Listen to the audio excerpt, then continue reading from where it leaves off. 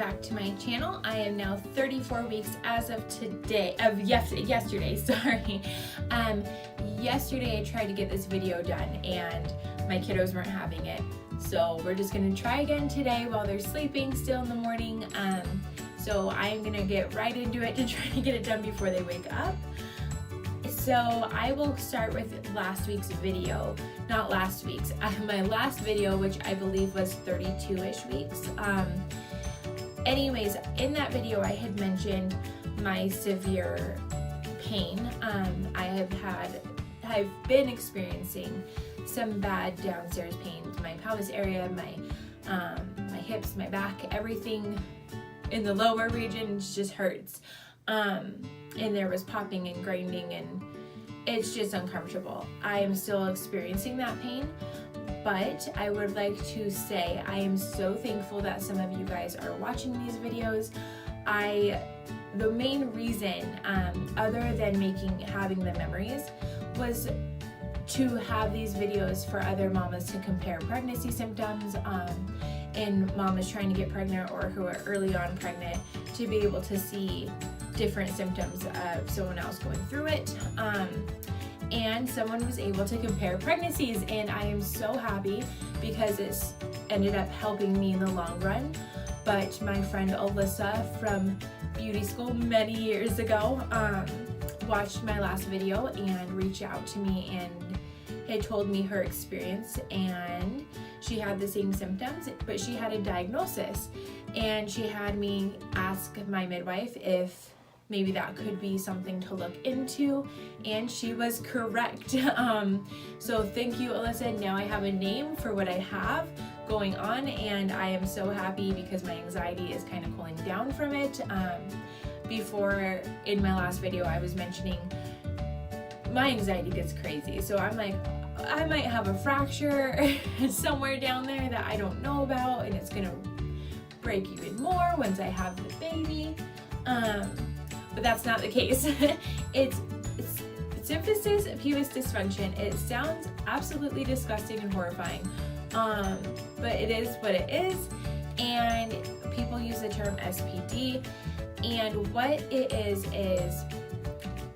when you're pregnant, your pelvic bone is made up of two parts, and it's the pubis symphysis, I think is what my midwife was saying. It's a tongue twister, but it's made up of two bones, and when you're pregnant, your body releases a hormone to kind of release those bones and loosen them and pull them apart to make room for baby. What my midwife was saying is that it usually happens way later in your pregnancy. Mine's been happening for quite some time. So the SPD is what it is it just is happening too fast, too quickly, too soon, which is causing the cracking, the grinding, the popping, everything like that. So it's just causing a lot of discomfort and a lot of pain. But luckily, I am not a severe case of it. There's mamas out there, I guess, who have had to be put on bed rest in a hospital, and mamas who have been induced because of it. I'm not on that level, thank goodness. I guess I'm just at a low grade level of it, which is hard to say because I'm in so much pain, but it is not to that point. It's just, my midwife said the only thing really to help me is to have the baby. So we are gonna try to track out this last 6 weeks, which I'm okay with because beforehand, I think I hear a baby. I might have kiddos joining me. What was I saying? I'm so sorry, I got distracted. But yeah, it is to have the baby. I've been kind of dealing with this pain my whole pregnancy, so I'm kind of okay with it. I guess my midwife did suggest looking into getting a belly support band to kind of bring up my belly and release more unnecessary pressure on it. But so we're gonna look into those. She had a few companies, brands that she suggested. She said a lot of the ones that you just order offline are not good quality. So she did have a list of really good companies that made them, and we're gonna look to see if insurance covers or not cover, doesn't cover. She can write like something out to try to get it covered. But honestly, this sounds so, I don't know, it just sounds weird to me. I think I'm to the point of pregnancy. Like I said, I have about, to date, I have 5 weeks, 6 days until my due date. So to me, by the time I get a belly band, I feel personally that it might just be silly at that point to just have one the last couple of weeks. When I've been dealing with it for so long, I feel like I can kind of just truck through it. But I don't know if it gets any worse than it already is. I will definitely, I'm gonna look into it regardless, but it's not top priority to me just because it's so late in the game. But she also, I did say in my last video that I was thinking about having chiropractic intervention to kind of see if they could help. My midwife said no, and I just brought it up to her. I'm like, do you think a chiropractor would help? And she steered me away from it. She said she did not suggest having any kind of intervention with a chiropractor. She didn't say specifics, but she did think pretty much that it would make things worse, I guess.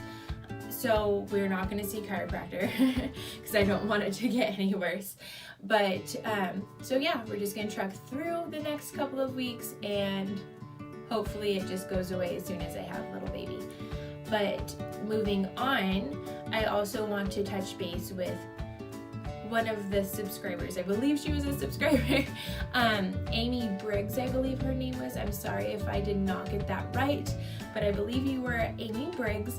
She had asked me in the comment section of my last video to name, if I could, any embarrassing symptoms that I have, and her example was gassiness. I personally, with all 3 of my kiddos, have not experienced gassiness with my pregnancies, but I do know a lot of moms who have. So I know that's a common thing. It just isn't for me, I guess. So I do not get gassiness, but I do have embarrassing symptoms. I'm human and I'm gonna kick myself for saying this online, but one of the things that I go through, it wasn't so much with my first 2, but with this pregnancy, I have peed myself. Very embarrassing to say, but once I need to go, I need to go. And it's just, I don't know if it's the way he's sitting and he's so low that I just can't hold it.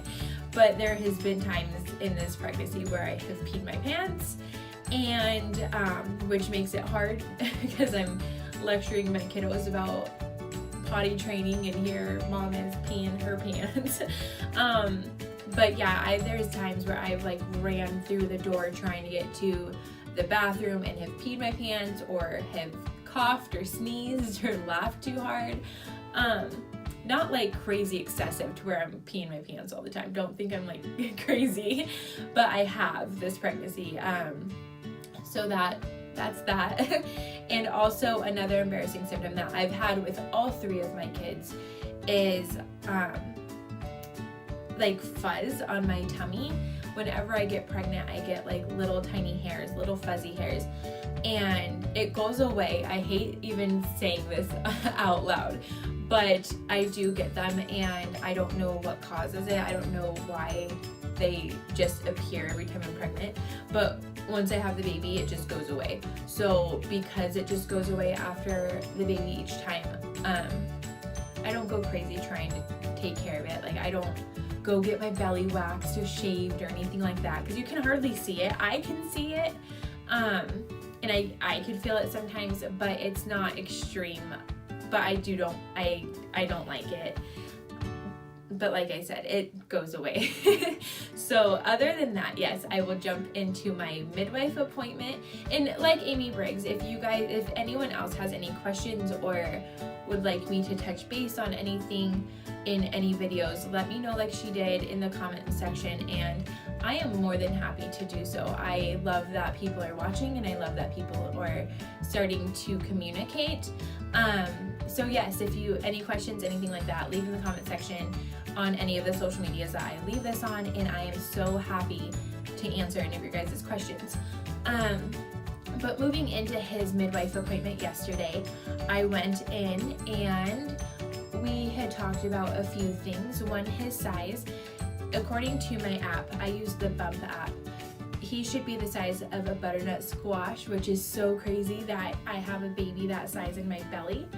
But in my last video, I did say that he has been measuring 2 weeks behind. So for about a month and a half, he's been 2 weeks behind consistently. And yesterday he had progressed to only being 1 week behind, which makes me very happy. And it's silly because my midwives were not concerned at all. But as a mommy, I just want my babies to be on track, as I'm sure all mamas do. But yeah, they weren't concerned to begin with, but he did progress to 1 week behind. So hopefully he stays at least 1 week behind or hits his target. But 1 week behind, I'm so happy with that. So he is measuring still a little smaller. His heart rate was 155 again, which has been pretty steady for the last couple of appointments. So I'm happy with that as well. And the last thing that we kind of talked about at my appointment, which kind of blew my mind, was where we are in this pregnancy. It is so crazy to me how far we are.